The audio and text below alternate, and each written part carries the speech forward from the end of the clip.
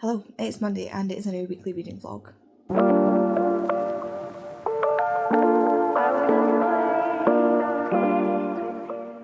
Did I realise it was Monday today until about 10 minutes ago? No, I did not. I was closing off, if you saw last week's vlog, you will see I've not moved. I was closing off that vlog and then realised it was Monday, not Sunday, which is great. Yeah. I've already been out today. As you can see, I am dressed. Hamish was at the vet this morning and had his bandages taken off so that the wound can air and like harden up, because apparently they sweat through their paws, which I did not know, and that means that it's like keeping it damp and she wants it dry. So it is off, the bandages are off to keep it dry, but now we have to make sure he doesn't lick it, because last time, like before, it was like under wraps and stuff like that, so he could try and chew the wraps off but he couldn't lick it, which is what we were watching him for, like chewing the wraps and stuff, which he never tried to do. But the vet caught him licking it when she went back through to see him. So, oh, he looks daft right now. He just looks up, he's like he's got his little tongue sticking out. But yeah, so we're gonna have to keep on watching for licking. Also the little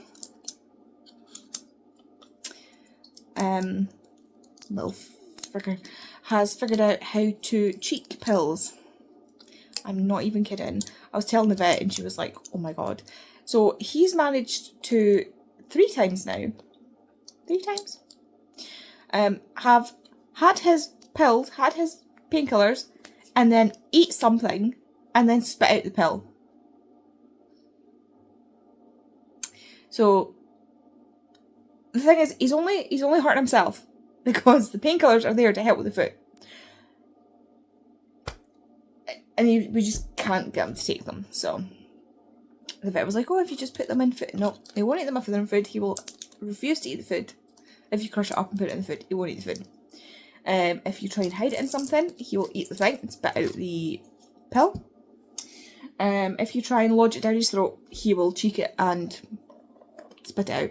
So our last sort of hope is to syringe it. So like mix it with water, pull it into a syringe, and just because he takes the syringe painkiller, okay, the anti-inflammatory, but he's just not taking the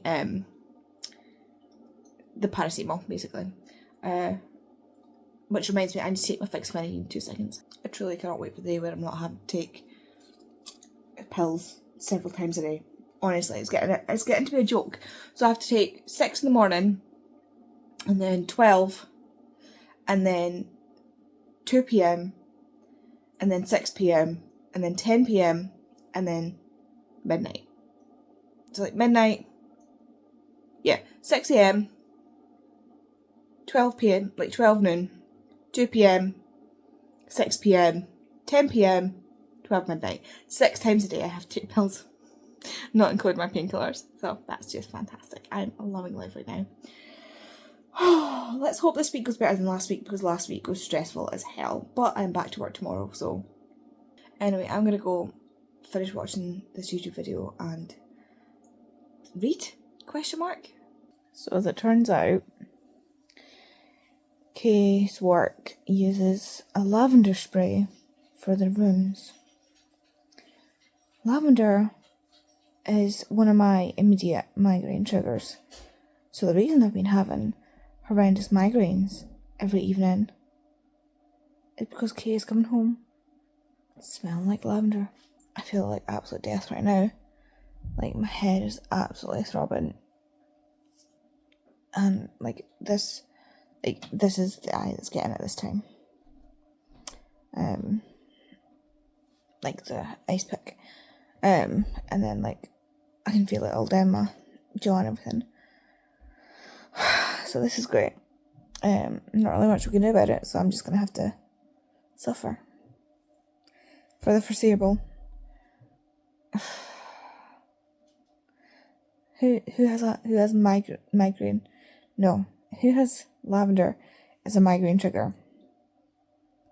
Seriously, like in every migraine thing, like the pillows, not the pillows, those little cushiony thingies with the smelly things in them for migraines, lavender. all the sprays and the stuff you rub on your lavender. The microwave baggies, lavender. Everything for migraines is freaking lavender. And it is my worst migraine trigger. Like, I literally cannot even... We used to have lavender outside in a plant pot. And that used to set off my migraines. I feel horrendous. I have the worst headache. I feel sick. My jaw even hurts. Like, I'm so tired. Why? I just stopped reading because my eyes hurt too much. So I'm just sitting watching Modern Family and feeling sorry for myself. I'll wait to get my superhero mask and see if that helps. Good morning. It is Wednesday, yes. And I am just getting ready to go to work. I am absolutely shattered still. I ended up going to bed early last night, and I mean, it wasn't that too early. We had the live show last night for the Chronicles of Xavier DeLong, and it was like 2 hours of a live show because we had 2 books to do. So it went quite well. Tori was not upset at all about my reaction to Spyglass. She was like, I know exactly what bit you're going to say. And she was like, I totally get it, because I also really don't like it. And I'm like, cool, that's fine. So yeah, we got through that. It was fun. I'm shedding hair so bad. I showered, so now my hair's like just shedding.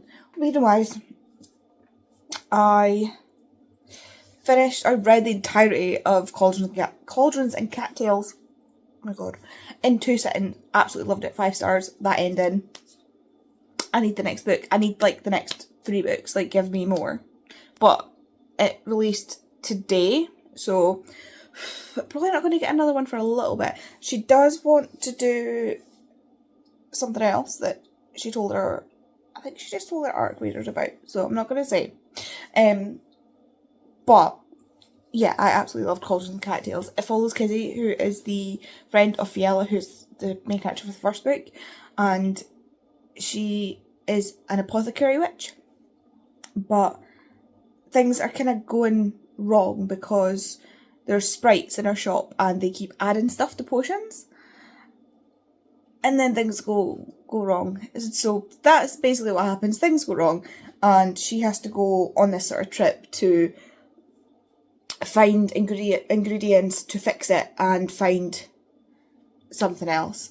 And she asks Tander, who is the local barman and an orc, and kind of her and Fiala's friend as well. Like, not close friends, but they're like know each other friends. Like, she'd be comfortable going away on a trip with them, kind of friends. To help her because she needs to lug some heavy stuff back, and he's an orc. He's big and strong, and I really loved Tander. Like, I absolutely adored Tander. He was probably my favourite character of the whole group of them. Like, he is an orc. He is, like, tall, and, like, we're talking, like, World of Warcraft style orc here. Like, with the tusks, and he's green, and his hair's green. She's also green, by the way. They're both green. She's green, he's green, he's got green hair, or black hair, sorry. She's got green hair. Oh my god, I'll start again. So Tander, orc, he's got tusks, he's got black hair, he's green, he's, like, really tall and really muscly. Like, he's an orc. Like, we're talking World of Warcraft orcs, as I've already said. So, like, he's a big guy. So, like, he's got the muscle to, like, haul stuff back for her. And then they also meet this horse. They take this horse, and I love the horse. I don't know if it's because, like, I don't know what it is about horses. Like, the Chronicles of Vixie have got me, like, in my feels about horses. But they take this horse, and it's this little skinny underweight horse, and they're like, I don't know if this horse will make it. And the horse is like, I've got this. And she's just such a sweet mare. Anyway. Yeah, I really, really enjoyed it. It was so, so good. And that's I've read it, reviewed it, done all my bits for getting the ARC. The book comes out today.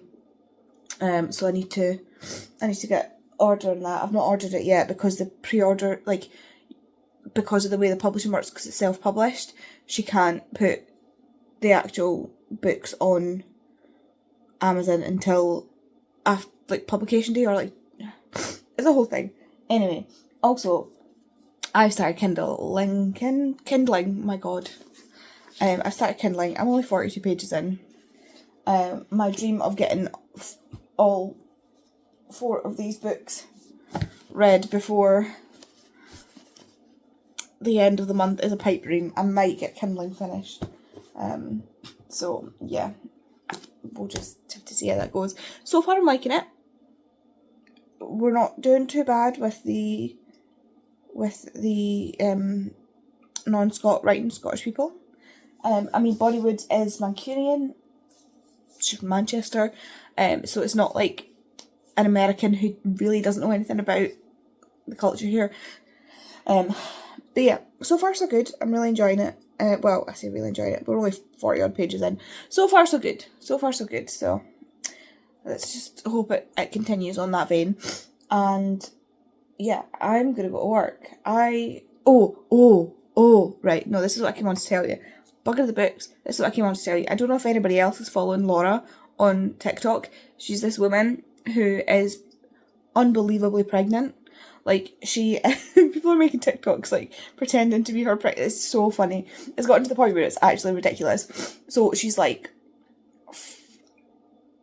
over a week overdue or something. But the baby's measuring 6 weeks ahead. So she's, like, she's massive. Like, she keeps referring to herself as a heifer. Like, she's huge. And I can't remember where she's from, but her accent's hilarious. And her sense of humour is so funny. Like, she's absolutely hilarious. And she's been doing daily, like, updates because she's so pregnant. And, like, there's so many people that are just, like, watching this every day. So, like, it's just, she's so funny. The updates are so funny. And I'm so invested in this woman's pregnancy. But I've just been scrolling not scrolling TikTok. There's like a few channels that I like to go on and check every day because I know they post like every day, and she's one of them. And normally she doesn't post at this time. Normally it's like later on in the day, around about like tea time, that sort of thing. But she posted, she's updated. She's in the hospital, which is a weird thing to say excitedly, but she's actually finally in the hospital. Her waters have gone. She's hopefully going to have this baby today or tomorrow, and hopefully the birth goes well. Like, I hope for her that the birth goes well and how she wanted it, because it's her 3rd baby, and normally, like, the more babies you have, the easier the labour, but this baby, I'm pretty sure, like, I could fit in her stomach at this point. Like, this baby is massive. Like, this bump is massive, and yeah, I'm so invested in this poor woman giving birth. Oh my god, it's actually so funny. Like, there's been jokes about there being like a new bank holiday the day Laura gives birth and everything. It's great. I love TikTok sometimes. Like, when you can actually see like the channels that you want to see. I don't have channels that, but like the pages that you want to see, the creators that you want to see. It's really good. But anyway, I am gonna go because I need to go brush my teeth, get on the top that I'm wearing for work, and head out. Hello, good morning. It is Thursday. I'm getting ready to leave for work, but I just wanted to show you the pumpkin that we got. So I got a pumpkin for the chickens, and Kay has now slightly carved it so that they can peck at it and open the top. So, like, I can show it. This is the pumpkin. Pumpkin. This is the pumpkin, and hopefully the idea is they should be able to like peck in it here, and actually like carve the pumpkin themselves, and then it's got. Oh god, it's leaking. It's dribbling. Yeah. So yeah, let's see what the chickens make of the pumpkin. Yeah. I will hopefully remember to update you later, or maybe taking a photo if they're like really going at it. Yeah. Or they're ready to destroy it. I'll keep an eye on it. But yeah, I need to go to work. Goodbye. Hello, it's Thursday. And somebody just moved upstairs. It is Thursday and it is Halloween. It is the 31st of October, the last day of October. And I don't know why I'm flapping this about, sorry. And I finished my last book of the month because there's no way it's like 10:15. There's no way I'm reading another book before the end of the month. Unless I read the yellow wallpaper, but that's not the point I was making. Anyway, I have finished Kindling by Bonnywood, which is my last book of October. This is it's a romance set in Scotland in the Highlands, and we've got a Scottish male main character and a Mancunian female main character, and I believe Bonnie is also from Manchester. And I actually really enjoyed this. We've got LGBT characters, we've got, and not just like, so we've got a bisexual main character, she's bisexual, his sister is a lesbian and married with kids to a woman, his other sister is a single mum, his mum was a single mum, what else, one of his friends is non-binary and uses they them pronouns, and yeah, it's got so many interesting characters. This I was worried about because it's set in Scotland, and I'm so, see, you know, if you've been here for any length of time, you will know I hate it when non-Scottish writers write Scottish characters. Especially, it seems to be American and Canadian writers are the ones that I seem to so far have had problems with. The ones that I have enjoyed tend to be people who live in Scotland, who are either like born and bred Scottish, who have moved to Scotland and live here, or as it turns out now are just from the UK and understand the differences. So these characters, none of them had any Scottish stereotyping. They spoke like Scottish people, but like normal people. None of this like weird brogue that they seem to like to fire into books. Americans like to, you know, I don't even know. So yeah, I really enjoyed this. The Scottish characters were really well done and not totally weird, which is great.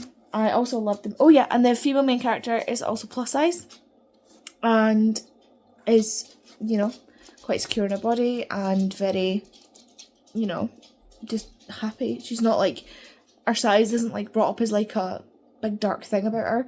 And he loves her body and everything. He's not, I don't know what I'm trying to say because I'm really tired. But yeah, all in all, I enjoyed it. Is it the best thing I've read? No. But it's a good, I think this is a debut. Kate just walked in and scared the bejesus out of me because I didn't see her. You probably saw her coming in. I did not. As you can hear, Hamish is clacking about. Anyway, I'm gonna go. It's windy as hell out here, by the way. Like, the wind is back again, but it's not whining like it was last week, thankfully. But I'm gonna go, and I'm probably gonna go to bed because I'm very tired. Hello, good morning, good afternoon, good evening. What is going on? I'm so tired right now. I'm just about to head to bed. But I have already started my November TBR. I brought a selection down to read. So I've got A Werewolf's Guide to Seducing a Vampire, which I've started, and I am currently 220 pages in, which is over halfway. And then I've got the rest of these. This one is Billy Connolly's Rambling Man. We've got Shadow Study, The Martian, A Discovery Witches, Love Like Farms, The Fiancé Dilemma, and Another Elizabeth, which will be my selection for now, and then I'll grab more when I've read some. But yeah, so far I'm really enjoying this. It's really funny, as I should have expected, because the last two were really funny. I really like the characters in this. Like, Ben is such a sweetheart. It's such a subversion of the werewolf trope. Like, normally werewolves are like blue collar, works with their hands, like type guys. Like, if you think about Alcide Harveau in the Suki Stackhouse novels, he's a builder, contractor, that's what he does. I cannot think of a single other werewolf, but like a lot of werewolf characters are based on like very practical people, and that's, I'm not entirely sure how to describe it, but like werewolves, there's a whole study being done on it about the perception of vampires and werewolves, or the literature in vampires and werewolves, and how werewolves are always kind of treated or seen, like written as less intelligent with practical skills, or, so I thought I saw shrimp, and either like less, like vampires are normally like academics or aristocrats or like the upper echelons, as it were, of society, whereas werewolves are seen as like the lower levels. They are seen as like very bestial and very what's the word? Like,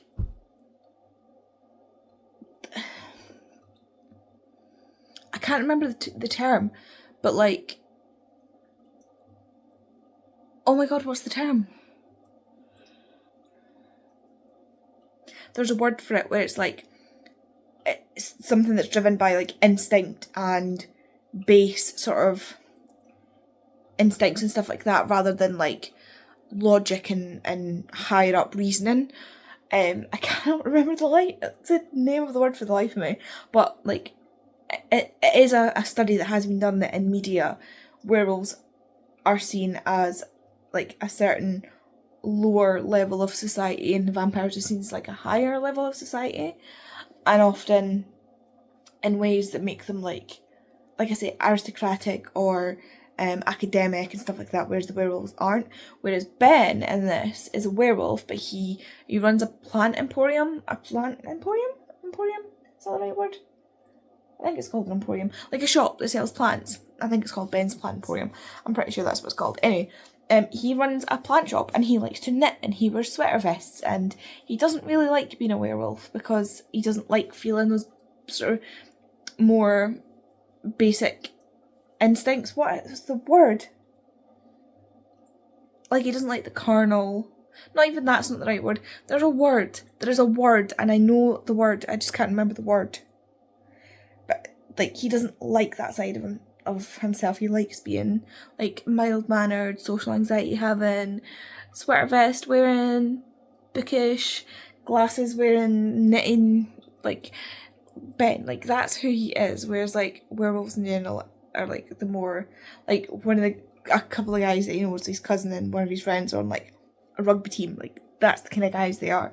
Like the manly men, like muscly manly men that like to do violent sports and stuff like that, which is more of your traditional werewolf type stereotype, as it were.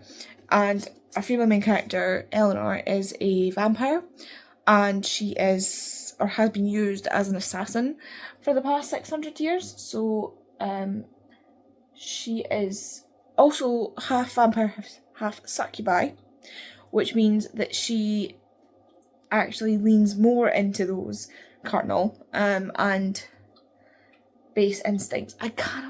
This word is really, really irritating me. I'm gonna have to figure it out. I really hope I've figured it out and put it up there. But so she works a lot of her stuff on like instinct. Like she works on her knee-jerk reactions to threats and stuff like that. Like the kind of, it's been kind of flipped. Like the stereotype's been kind of flipped a little bit in this, which I really like. And I really like these two. Like this is well, again, I don't know what qualifies for a slow burn, but like nothing's really happened yet, and we're halfway through the book. Like kind of some things have but nothing's really happened, and it's halfway through the book. So if that's what you see as a slow burn, we're having a slow burn. But I'm really enjoying it. Like there's so much more to the story, like building up around the book. Like his sister running for mayor against the mum of the main character from the last book. So like we're getting old characters coming back. We're getting like the community feel and stuff like that. I'm really, really enjoying it so far. And I can't wait for the rest of it, but I really need to go to sleep because it's past 1 a.m, and I know that because my light just turned off, and my light is due. Like my light is on a thing to turn off at 1 o'clock. So I'm going to see that as a sign to go to bed. I am unbelievably tired. I go through like pits and fall. Like I go through this like weird this shaped thing where like I will have I never have like a regular sleep schedule and like regular tiredness or anything like that. I either have severe fatigue like I've got right now. Like I have slept minimum 8-9 hours a night, more on days off. I've been falling asleep on my chair. Like my exhaustion levels, I never feel like I've slept. Like I'm just exhausted, and like I'll go through bouts of that, which is what I'm in at the moment, and then I'll go through bouts of insomnia where I can't sleep. Like I'm just wide awake. It'll be like 2, 3, 4 in the morning, and I'm wide awake. and I don't fall asleep. I cannot get to sleep and I cannot stay asleep, and it's just like those are my my two options are basically insomnia or severe fatigue, and I'm hitting the fatigue right now, so all I want to do is sleep, and I'm just trying to push through so that I could get some reading and stuff done. But like it gets so bad that my eyes actually blur and I can't. That's what happened earlier. Like my eyes were, when I fell asleep on the couch, like I had to lie myself down because my eyes were actually blurring from how tired I was. Like, if you've ever been that level of exhausted where you can't see and you can't function properly. And this was at like 4 o'clock in the afternoon, where I'd gotten, like, according to my watch, it's saying I went to sleep at like, I don't know if it'll still show me. Yeah, I went to sleep at 11:30 and got up at 8:30. Like, with relatively decent stats for my sleep. And yet, I don't, like, I was out at 4 o'clock. Absolutely, like, out. I also had a really weird dream. You probably don't care. I hate people telling me about their dreams, but, like, it was really weird. I was, like, asleep on a kind of couch or chair like this in Juno Dawson's house. The author, Juno Dawson, and Hank and John Green were standing by the kitchen door talking about tea, because I'd fallen asleep watching a video of a post of a live that they did where they were making tea, talking about their tea company, coffee company, socks, that sort of thing. Like, so, like, I was listening, obviously, like, taking that in while I was asleep. So they were standing there, and then my alarm was going off for me to take my meds, like, both in real life and in my dream. And so in my dream, like, I couldn't wake up to take my meds, and Juno Dawson's husband was trying to wake me up to get me to take my meds, and Juno was like, look, she'll be okay, she knows what she's doing, like, I'm sure she'll be fine, like, trying to be, like, reassuring and stuff like that. But Juno Dawson's husband wasn't Juno Dawson's husband. Juno Dawson's husband was Nurse John. I think his name's Nurse John. Oh my god, that's terrible if his name's Nurse John. There's a Filipino or Taiwanese, I can't remember. I think he's Filipino nurse on TikTok, and he's hilarious. He's also a comedian, and he does like loads of sketches where he's like different types of nurses and stuff like that. He's really, really funny. But he was Juno Dawson's husband in this dream, trying to wake me up to get me to take my meds, because my alarm was going off, and he was like, she needs to wake up and like have her meds. And John and Hank Green are just chatting away over there. Like, it was absolutely mad. And then I woke up and was like, oh, okay. Like, the biggest difference to my dream is that I wasn't in Juno Dawson's house. Juno Dawson and Nurse John weren't there, and Hank and John Green were on the TV. But for the rest of it, it was pretty damn accurate. I'm not gonna lie. There was also a dog, but I don't remember much about the dog thing.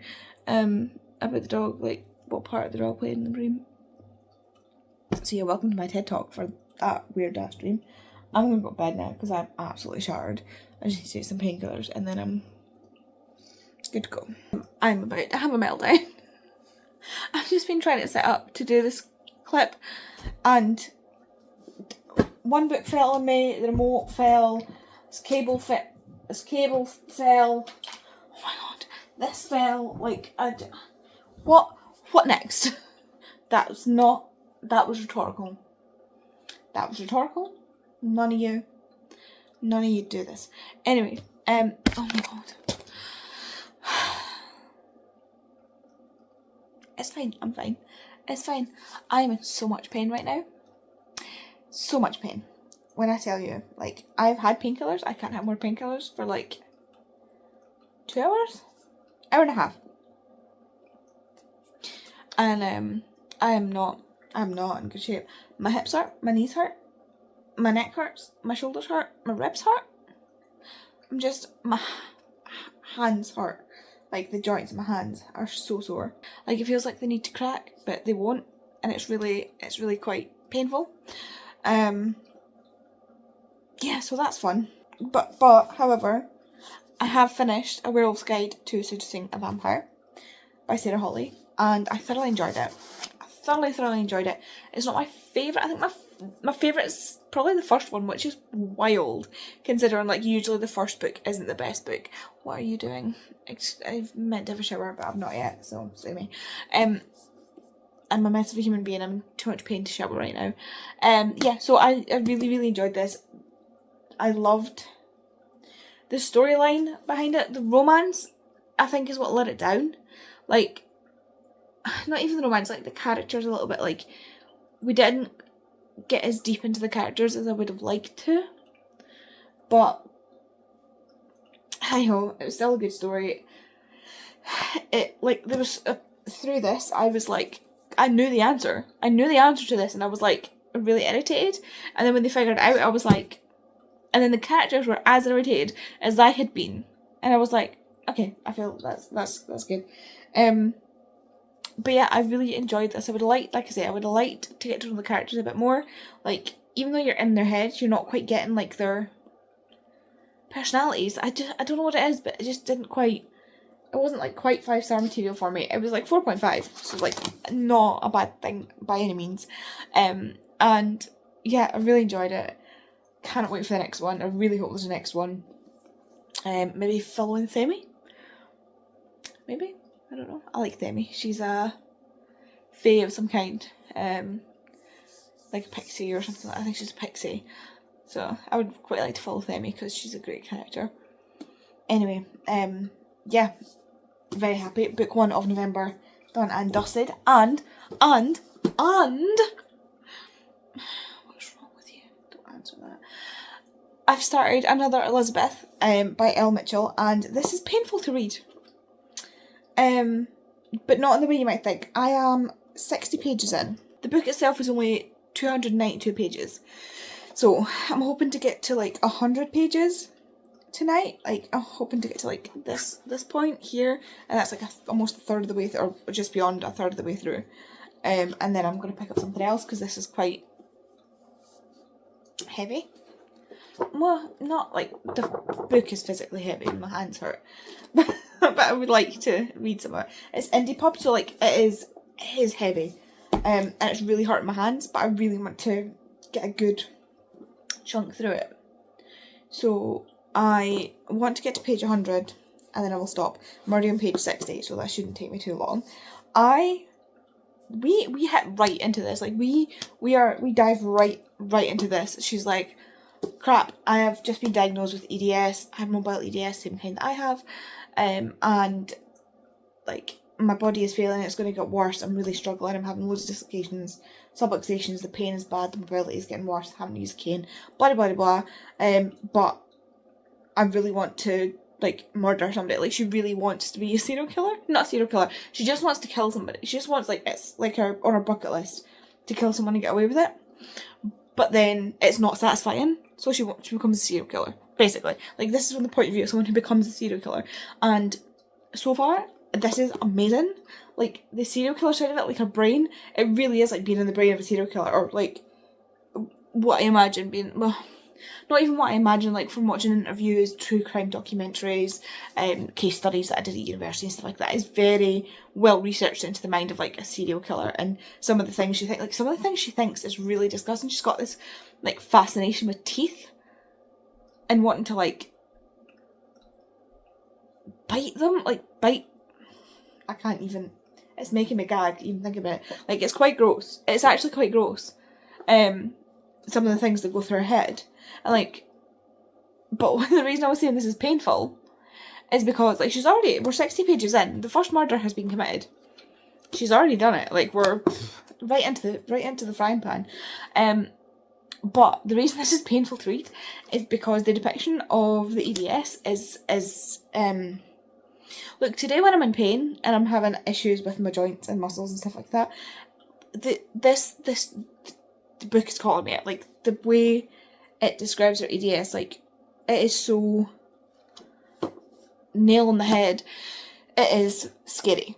But considering the author, I'm pretty sure also has EDS. It just says she's disabled on the back, but I am 99% sure that she has EDS. I have mobile EDS.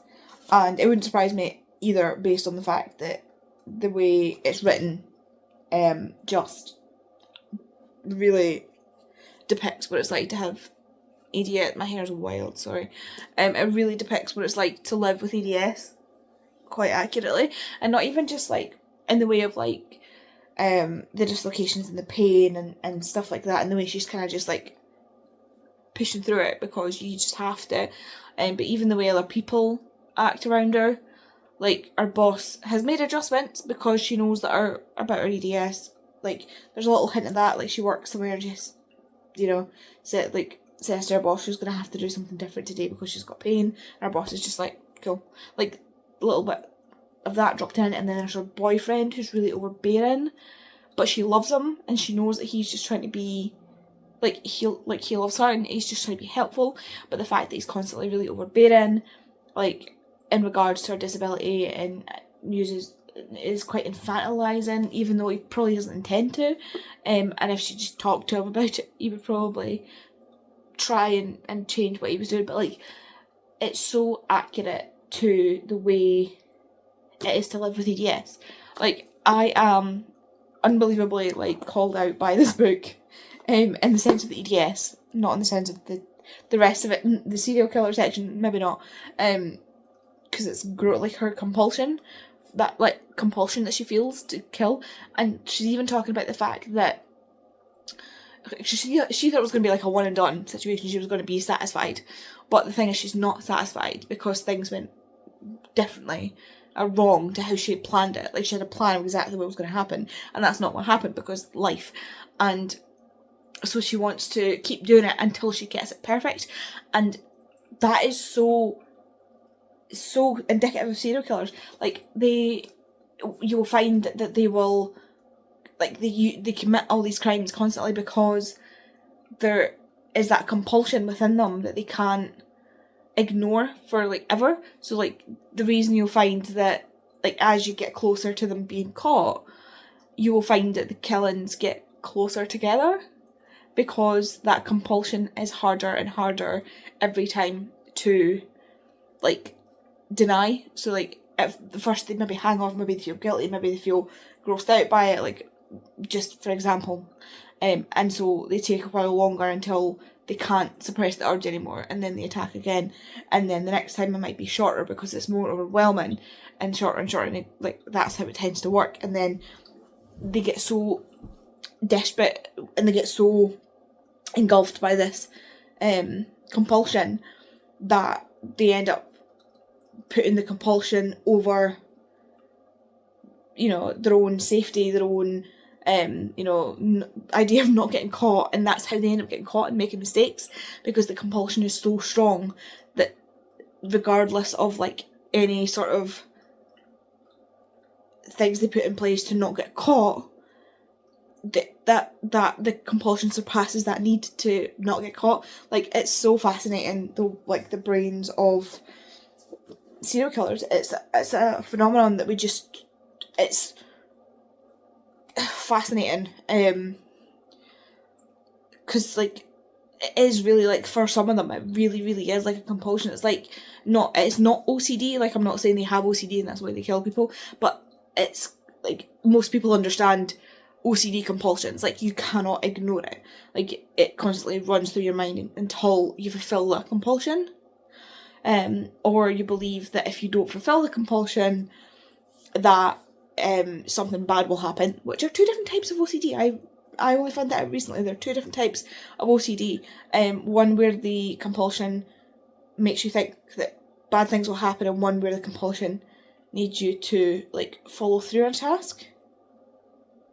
That's a really bad way of explaining it, Andy, but I know what I mean. I know what I mean in my head. I'm tired and I'm sore and I'm not. But there are two different. The main point is there are two different types. But people understand, like, the compulsion with OCD is that you need to, like, you literally cannot focus until you complete a task.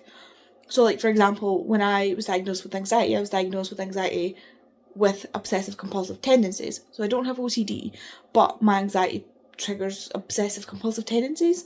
So, like, if I get it in my head that I need to do something, and mine is triggered a lot by germs. So for example, the door handles, like the door handles at work are wrought iron because it's an old building, and they feel unclean. Like even the door handle, like any door handle feels not clean to me, but there's something about the wrought iron feel, it's like I can smell it, like smell the iron and smell the metal, and I literally, when I get into work, I cannot focus on a task until I go and wash my hands. Sometimes it's worse and I really, really can't do it. Sometimes I can, but it's always in the back of my mind that I need to wash my hands. I need to wash my hands, that I can't, like, touch my face or anything with my hands. I need to, and I literally, that thought will not leave my head until I fulfill the task. But I don't have OCD because it's not, like, it's not distressing. Like, it is distressing. It's not like, people with OCD have, like, really distressing thoughts. Whereas mine is just, like, it's, like, front and centre and it won't go away until, but that's beyond the point. That's just trying to explain what compulsions are. I don't know how good a job I'm doing. Like I say, I'm really, really tired. Apologies to Edit and Andy. But, yeah, I am 60 pages into this, and I want to get 100 pages into this, and then I'm going to go to bed with Rambling Man by Billy Connolly, which is on the bottom here. It's in this because it's got lovely foiling on the hardback, and I have the audiobook for that, so I will go to bed and listen to that while I read. I just need to change the position. Like, I think sitting in the chair for too long has I just need to change up where I'm sitting. So I think bed will be the best idea, and it's like 9:30, so, you know, by the time I finish this, got my stuff together, done all the stuff I need to do before bed, it'll be like closer to bedtime and I can sit, read for an hour upstairs and then go to sleep. So I will head off just now and update you later. Hello, it is Sunday. Obviously I've not had a chance to shower it yet because Kate's not home and I need to watch Hamish. But that's beyond the point. So I got, like, I think I updated you yesterday. I've got, like, oh no, I didn't. I'm now 100 pages into Another Elizabeth. And then I went to bed. I managed my 100 pages. It was a really good place to stop, actually. And then I went to bed and I got 3 chapters into, what's it called? Rambling Man by Billy Connolly. Which means, I didn't realise it was signed twice. So it's got the signature on the side, and then it's got, like, it's actually signed. Anyway, I got 73 pages into that, which is up to chapter 3. I listened to that via audiobook because you get to listen to Billy reading it himself. And it's kind of bittersweet because you can really tell the difference in his voice.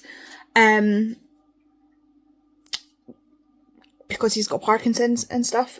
So you can actually hear the difference in his voice. He sounds older. And you can tell he's struggling with some of the speaking. But it's still amazing listening to him talk about it himself, and he's so funny. This pile is going to fall over. Oh yeah, so just sick to feel like, what is this? Okay, never mind. Yeah, every time I was trying to push this back, this was going back, but then when I pulled this towards me, this did not come back towards me, so it was just going to fall over. Anyway, I did plan on reading more of Another Elizabeth today, but I just went onto Netflix to try and find Forever. It's a series. It was like a single series that I remember watching. Like, I'd started watching years ago when it was on. It was on 2014, and someone said it was on. Well, I googled it and it said it was on American Netflix. So I was like, right, I'm gonna go see if it's on UK Netflix and then check American Netflix. It was not. But you know what is on American Netflix? Oh yes. I Discovered Witches is on American Netflix.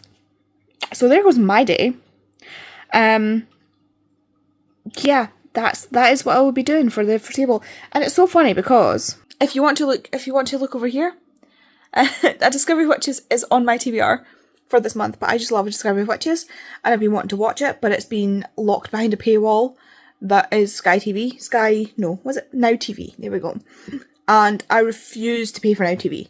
It is absolute trash. It is trash. I'm sorry. It's trash. You have to pay more. You have to pay like double what you pay for like Netflix. Maybe I'm wrong there, but well, actually no, I'm not wrong, because if you want to do TV shows and movies, you have to pay 2 different subscriptions, whereas like Netflix, you get 1 subscription and it gives you TV series and movies. So yeah, it's like double the subscription fee. And then if you want to not have ads, you have to pay another, £5 a month, which is absolutely ludicrous when Sky is already making so much money. Like, Sky is a company, like, the owner absolutely disgusts me anyway, so I refrain from getting any Sky products as much as I can. Like, I had Sky TV when I was in uni 1 year, because I was living with 3 other people. Sky was the only thing we could get. I got overruled. Like, that's the only time I've never actively had a Sky subscription. I did have Now TV for a little while because I discovered Witches was on it. I wanted to watch it. It was the only place I could watch it. So yeah, now that it's on Netflix, I'm very, very, oh my god, very, very happy. So there goes my day. Anywho, I will update you later. Hello, it is technically Monday. Well, I mean, it is actually Monday, but technically Monday. Yes, I know it's Monday. I'm sorry. I really wanted to update you yesterday, and apparently I forgot. So I apologise. What did I do yesterday? Oh yeah, I watched the Discovery of Witches. So I watched the entire first season of Discovery of Witches, which is the first book, and the whole time I was watching it, I just wanted to pick up the book. And can we just stop and appreciate the fact that my hair looks amazing today? Like, I mean, it's maybe not perfect, but I'm very happy with it. It's very shiny. Ooh, look at that shine. It looks good. It doesn't look static. Anyway, I just wanted to appreciate that. Anyway, yeah, so I watched the entirety of season 1 of Discovery of Witches, which is book 1, and all I wanted to do was read the book, and I was like, no, you cannot read the book. You're not allowed to read the book just yet. I'm going to read it after I finish Another Elizabeth, because I don't want to be, like, I'm already reading Another Elizabeth and Rambling Man. I don't want to add a 3rd book to juggle, because what I'll do, and I know I will do it because I know myself, is I will binge this before I go back to this. Like, I won't be able to swap, and I'll just keep binging it, and this will end up by the wayside, and I don't want that to happen. I know myself too well to know that that's not what's going to happen. So it is my reward for finishing this, and that's why I brought down my 2 rereads, because it's like a reward. But anyway, in regards to Another Elizabeth, I'm now 150 pages in, which is over halfway, because it's only 292 pages. So I'm now over halfway. I told myself I would read 50 pages last night, because, so the first bout of reading it, I read 100 pages, and then I knew last night I wouldn't be able to read because I went in the shower and it was like the back of 10, and I was like, I will read it while I'm waiting on my hair to dry. So I read 50 pages, and so I've only got 150 pages left, which I could probably do in one reading. It is slow going, I'm not going to lie. It is a very slow book to read. Like, I'm not eating it up or anything, it's just, but it's not a slog. It's just like, you feel like you've read loads and then you've not actually read that many pages, so it's weird that way. But I am thoroughly enjoying it. I'm actually really enjoying it. I'm kind of on Elizabeth's side for a few things. Like, I'm not gonna lie. Like, I know what she's doing is wrong. The people that she's killing, the people like that she's got on her list, they're not good people. They're not nice people. They're not, you know, maybe they don't deserve to die, but this is the fiction, so we'll glaze over that for a moment. Yeah, so the people she's going after are actually really not good people. Like, really, really not good people. It's kind of Dexter-esque in that style. Like, she's not just going after random. She actually thinks that. She's like, what if I just killed a random person? She was like, no, that's not really fair. They don't really deserve it. And I was like, okay, fair. And there are, like, I'm kind of partially in agreement with her. Like, some of the people that she's going after really deserve it. Really deserve it. Like, there's somebody who harms children. There's somebody who harms animals. Like, the thing she's thinking of, she's like, these are the reasons. And I'm like, I see your reasoning. Which is really weird to be, like, agreeing with her. But it's that whole thing of, like, even a character who you shouldn't like, I like her.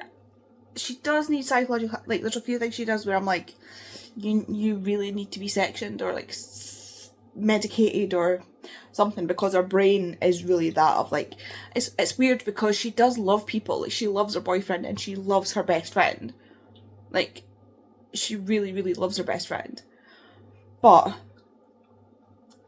she also has that same detached brain as a lot of, like, serial killers have, and she also has, like, a weird conscience, kind of, again, like Dexter. So, like, she sees somebody random on the street, she's like, what if I just killed a random on the street? And then she's like, no, that's not really fair. Like, they didn't do anything to deserve it. And also, logistically, I don't know anything about them, so I don't know how I would go about it, like, because of the way she plans. And I'm like, yeah, okay, fair. Like, she's got, like, a system. But, yeah, so I'm 150 pages into that. So far, I'm really, really enjoying it. Really, really enjoying it. It's so bizarre, but it's so good. I also have read more of Rambling Man. I'm listening to it before I go to bed every night, like, in bed, like, I'll go upstairs to bed and put my earphones in, and just while I'm, like, it's like my new meditation, like, while I'm relaxing, trying to go to sleep, I'll listen to some of this. I'm now 120 pages into this. So, the first time I read 3 chapters and the prologue. So, like, 4 chapters, basically. And now I've read 2 more chapters. I do doze off and find myself, like, partway through. Like, I found myself partway through chapter 6. And so I went back till I remembered, like, to the last point I remembered, which was just very close to the end of chapter 5. So I was like, right, I'll finish chapter 5 and then I'll go to sleep. So, yeah, I'm doing really well with this. I'm really enjoying it. It's so bizarre, like, and the wee bits that he's adding into the audiobook. Like, there's a song here, and he sings it, and then he's like, we can get somebody else to sing that. Or, like, there's a joke in here as well, and then he's like, oh, I've forgotten about that one. Like, he starts laughing, he's like, I've forgotten about that. And you can tell it's just not ad-libs, but, like,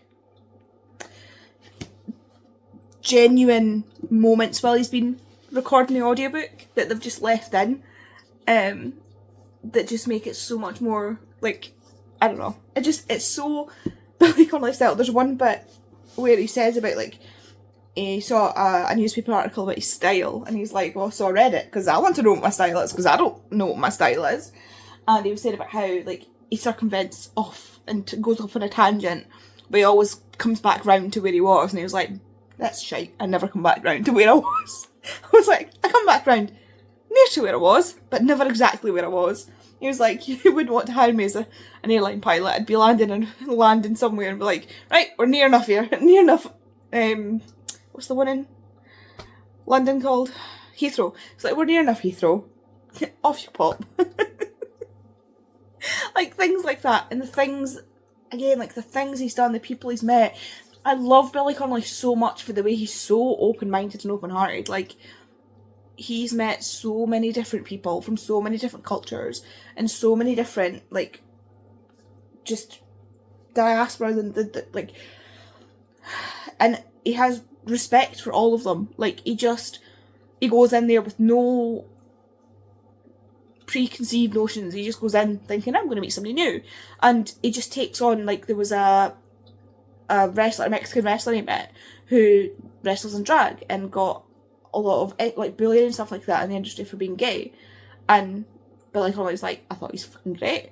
Like, he doesn't care. Like, if you are white, black, brown, fucking pink with green polka dots, he does not care. He doesn't care. As long as he thinks you're nice, as long as you're a cool person, he's open to, like, just anything. He'll go through withdrawal. Like he said, did he break his ribs? He injured himself coming off his bike, like his motorbike, his trike, and saw a Native American medicine man, and went through this whole thing. Like, he'd gone to the hospital and everything, and then he met some Native Americans while he was travelling, and the medicine man offered to help him.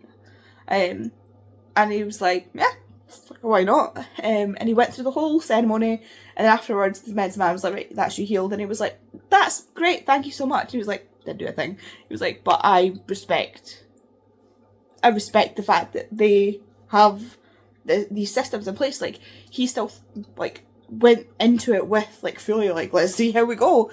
Like, if he doesn't care if you're gay, straight, bi, trans, he does not care. He does not care, as long as he can talk to you on some level. He does not care. And he doesn't care if you're rich, poor. Like, he's just talking about the time he spent talking to hobos. And he's like, I know hobo isn't the politically correct term anymore, but that's what they called themselves, so fuck off.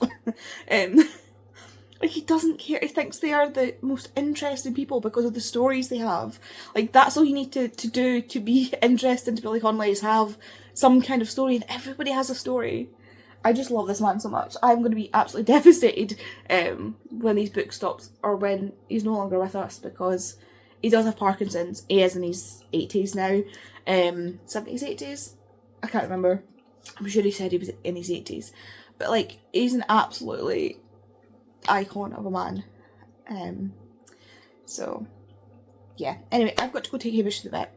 I will see you in the next vlog. Thank you so much for watching. If you want to leave me some kind of emoji down below, leave me some kind of green emoji, because the cover of this is green. You can't see it, I'll show you later in another vlog. But I will see you in the next video. Bye!